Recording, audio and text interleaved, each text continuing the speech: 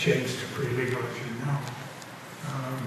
We were always close, but not physically. We didn't see each other that often, but very tight and close and appreciative of each other. And as we all know, Bruce was honest, appreciative, interesting, unexpected at times, smart,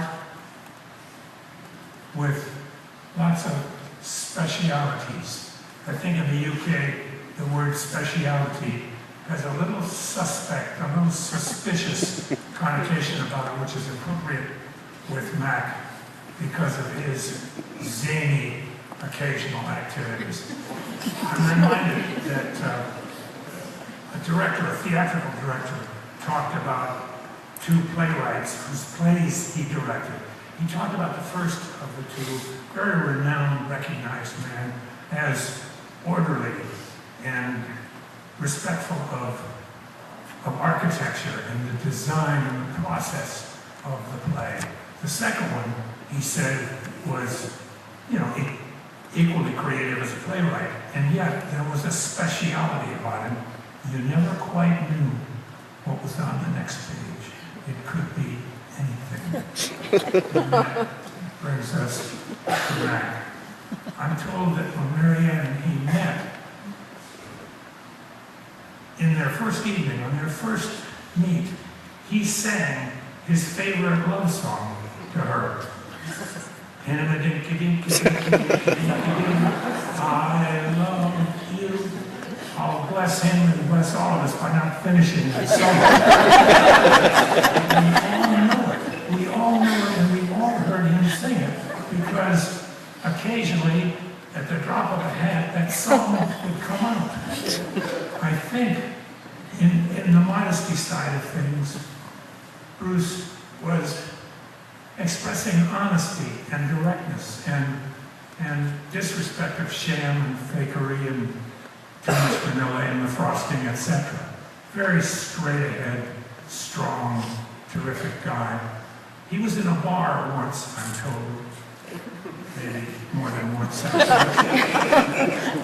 Oceanside or Laguna, where the Marine officers hung out and drank, and in those days, all of us remember how we all drank. Imagine it if you were a Marine, but in any case, there was some altercation that he disapproved of. He went over to one of the combatants after it had ceased and decked it, slam, on the deck, one punch. In days or weeks that followed, he saw the man in the bar again. He walked over and he said, I think I owe you a few drinks. And the man said, I think you do. And they became drinking buddies after that. In Korea once, in the middle of the night, when he as a platoon leader and his men were sacked out, they heard from across no man's land in Korean cracked English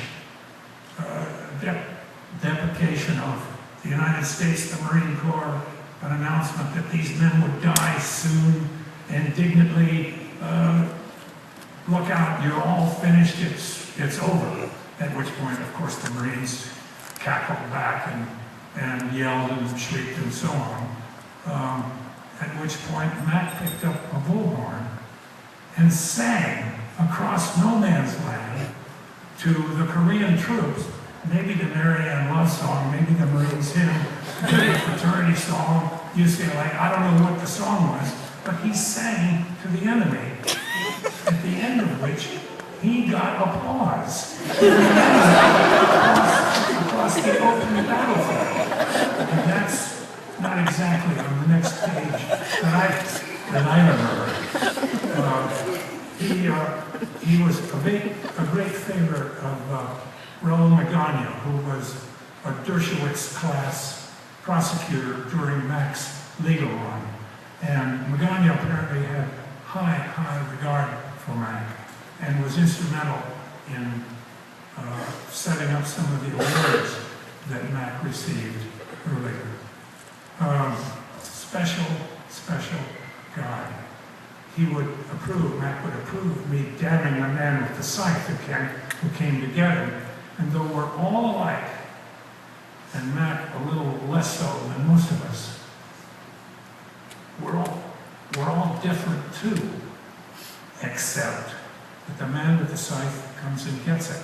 But there's a little bit of retribution here, I feel, because the man with the scythe isn't quite going to get what he contracted to get, because he, like us, didn't quite know what was on the next page, wouldn't quite know what was on the next page of Bruce Duncan Maclachlan.